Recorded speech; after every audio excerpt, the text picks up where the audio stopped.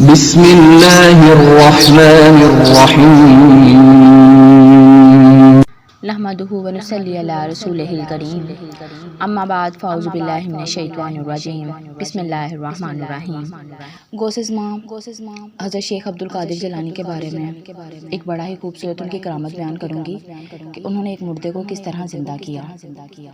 غوث پاک کے زمانے میں دو شخص آپس میں لڑ پڑے۔ لڑنے والا ایک مسلمان تھا اور ایک عیسائی تھا۔ عیسائی کہتا کہ میرے پیغمبر کی شان زیادہ ہے اور مسلمان کہتا کہ میرے پیغمبر کا مقام زیادہ ہے۔ لڑتے لڑتے دونوں کہتے کہ ہم غوث پاک کے پاس جاتے ہیں اور ان سے جو ہے اپنا فیصلہ کرواتے ہیں۔ دونوں شخص جو ہیں غوث پاک کے پاس آئے، غوث پاک سے کہا کہ اس طرح ہماری لڑائی ہو رہی ہے تو آپ فیصلہ کریں۔ انہوں نے پوری بات بتائی کہ عیسائی کہتا کہ میرے نبی کا مقام زیادہ ہے اور مسلمان کہتا کہ میرے نبی کا مقام زیادہ ہے۔ تو غوث پاک نے عیسائی سے فرمایا کہ بتاؤ تمہارے نبی کا مقام کس طرح زیادہ ہے، کس طرح تمہارے نبی کا مقام اونچا ہے۔ تو عیسائی کہنے لگا کہ میرے نبی جو حضرت عیسیٰ علیہ السلام ہے وہ مردے کو زندہ کر دیا کرتے تھے، اس لیے ان کا مقام زیادہ ہے۔ تو غوث پاک نے فرمایا صرف مردے کو زندہ کرنا ہے تو چلو بتاؤ کس مردے کو زندہ کرنا ہے۔ تو عیسائی غوث پاک کو لے کر اپنے قبرستان، جو عیسائیوں کا قبرستان ہے، اس قبرستان میں چلا گیا اور بہت ہی پرانی بسیدہ قبر جو کہ ہزاروں سال پرانی تھی، اس نے دل میں تو یہی خیال کیا نا بھلا یہ کون سا مردے کو زندہ کر سکتے ہیں۔ وہ سب سے زیادہ بسیدہ قبر کے پاس لے جا کر کھڑا ہو گیا اور کہنے لگا یا غوث، اس جو قبر میں مردہ ہے اس کو آپ زندہ کر دیں۔ تو غوث پاک رحمۃ اللہ علیہ نے کیا کیا، قبر کو پاؤں مارا اور فرمایا اے ابن آدم اٹھو اللہ کے حکم سے۔ انبیاء کرام اور اولیاء کرام کی یہ شان ہے کہ وہ کوئی بھی کام کرتے ہیں تو وہ اللہ کے حکم سے، کوئی کرامت کا ظہور کرتے ہیں، کوئی معجزہ نبی پاک کا معجزے کا ظہور کرتے ہیں اللہ کے حکم سے۔ غوث پاک رحمۃ اللہ علیہ نے فرمایا کہ اے ابن آدم اٹھو اللہ کے حکم سے۔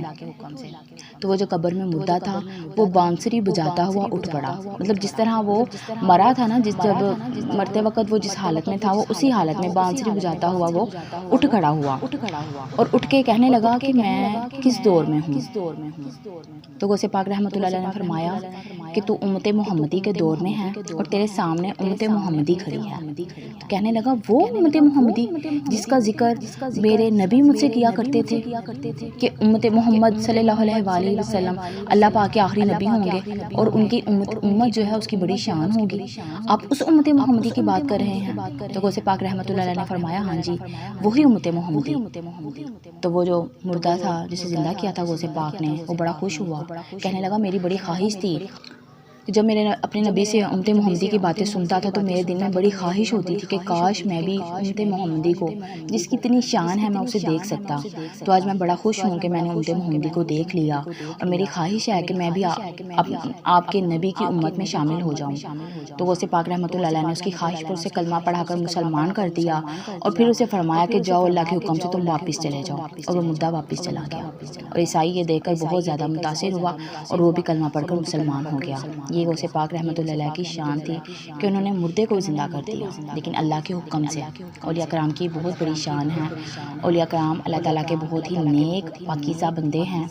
اللہ پاک سے دعا ہے کہ اللہ پاک ہمیں بھی ان کے فیض و برکات حاصل کرنے کی توفیق عطا فرمائے۔ اللہ پاک ہمیں پنجگانہ نمازی بنائے۔ درود پاک ہر درد کی دعا ہے، درود پاک پڑھتے جائیں، پڑھاتے جائیں۔ اللہ پاک آپ سب کو اپنے حفظ ایمان میں رکھے۔ وما علینا الا البلاغ المبین۔